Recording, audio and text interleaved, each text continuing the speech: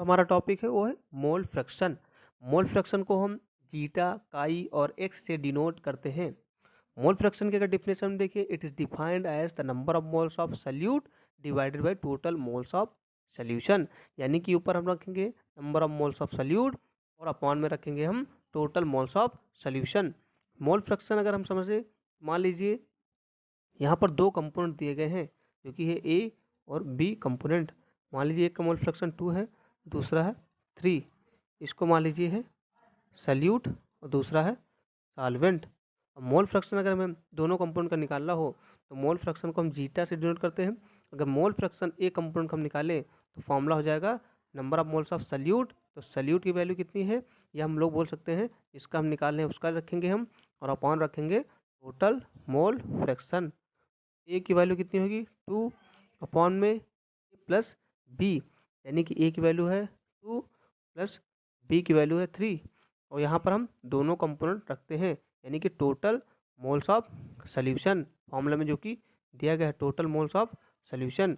ऊपर हम जब ऐड करते हैं तो 2/5 निकलेगा। इसको डिवाइड करेंगे हम, डिवाइड करने पर 5 4 जा 20 निकलेगा। मोल फ्रैक्शन एक कंपोनेंट के कितने हो जाएंगे 0.4 एक हो जाएगा। इसी प्रकार हम बी कंपोनेंट का अगर मोल फ्रैक्शन निकाले तो मोल फ्रैक्शन होता है जिसका हम निकाल है उसका, यानी और total moles of solution. B का मोल फ्रैक्शन कितना है 3 जो कि दिया गया है। ए का कितना मोल फ्रैक्शन था 2, तो 3/5। इसको अगर हम डिवाइड करें तो फिर वैल्यू निकलेगी 0.6 निकलेगी। बी का जो मोल फ्रैक्शन हो जाएगा कितना हो जाएगा 0.6। इस प्रकार मोल फ्रैक्शन क्या होता है number of moles of solute या number of moles upon total number of moles. अगर मोल फ्रैक्शन हम देखें टोटल टोटल मोल फ्रैक्शन अगर देखें ए और बी कंपोनेंट का, ए की वैल्यू कितनी थी 0.4 निकली थी, बी की कितनी वैल्यू होगी 0.6 होगी। जो टोटल मोल फ्रैक्शन होता है वो इसको जब ऐड करेंगे तो 1 निकलेगा। यानी जो टोटल मोल फ्रैक्शन होता है दोनों कंपाउंड का वो ऑलवेज क्या होता है 1 होता है। जैसे कि इस फॉर्मूला में दिखाया गया है, अगर मोल फ्रैक्शन हम एक कंपाउंड के निकालेंगे तो ऊपर रखेंगे एक कंपाउंड का मोल फ्रैक्शन, नीचे ए प्लस बी जो क्या आ जाएगा 2/5 आ जाएगा। इसी प्रकार यहाँ पर मोल फ्रैक्शन एक कंपाउंड का 2/5 निकलते हैं, और बी कंपाउंड का अगर निकालेंगे हम तो लिखेंगे बी कंपोनेंट बी का लिखेंगे मोल्स और बी प्लस ए लिखेंगे, इसे 3/5 आ जाएगा। जब इनको ऐड करेंगे हम तो 1 वैल्यू आती है।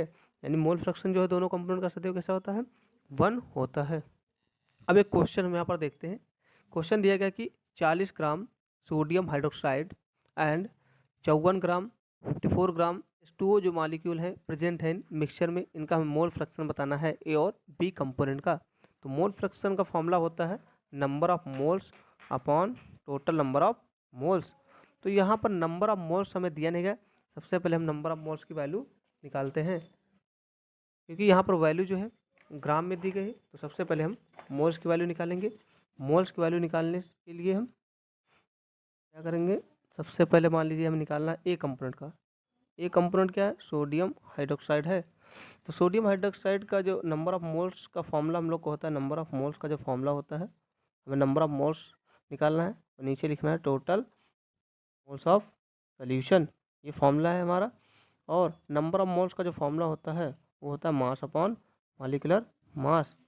तो मास अपॉन मॉलिक्यूलर मास, मास तो दिया गया कितना है 40 ग्राम, और मॉलिक्यूलर मास कितना होता है इसका सोडियम हाइड्रोक्साइड का। सोडियम हाइड्रोक्साइड में 3 मॉलिक्यूल हैं, सोडियम ऑक्सीजन और हाइड्रोजन। सोडियम का जो मॉलिक्यूलर मास होता है एटॉमिक वेट होता है 23, ऑक्सीजन का 16 और हाइड्रोजन का 1, टोटल कितना हो जाएगा 40 हो जाएगा। तो मॉलिक्यूलर मास हम रखेंगे यहाँ पर नीचे 40 ग्राम, इसको जब कैंसिल करेंगे तो 1 निकलेगा। तो सोडियम हाइड्रोक्साइड का जो नंबर ऑफ मोल्स कितने निकलते हैं 1 निकलते हैं। बस हम यहाँ पर वैल्यू रख देंगे, लेकिन हमें बी कंपाउंड का भी नंबर ऑफ मोल्स पता होने चाहिए। बी कंपाउंड क्या है वाटर मॉलिक्यूल है, वाटर मॉलिक्यूल का नंबर ऑफ मोल्स निकालें। नंबर ऑफ मोल्स का फॉर्मूला होता है मास अपॉन मॉलिक्यूलर मास। तो मास कितना दिया गया सोडियम हाइड्रोक्साइड का 54 ग्राम दिया गया था जो कि न्यूमेरिकल में दिया गया है। 54 ग्राम यहाँ पर रखेंगे हम। और अपॉन मॉलिक्यूलर मास कितना होता है सोडियम, मॉलिक्यूलर मास वाटर का कितना होता है 18 होता है, क्योंकि वाटर मॉलिक्यूल में 2 हाइड्रोजन होते हैं, 1 ऑक्सीजन होता है। ऑक्सीजन का 16, टोटल कितना हो जाएगा 18 हो जाएगा। तो यहाँ पर 18 हम रखेंगे, इसको कैंसिल करते हैं तो 3 मोल्स निकलते हैं। यानी वाटर मॉलिक्यूल में कितने मोल्स होते हैं 3 होते हैं।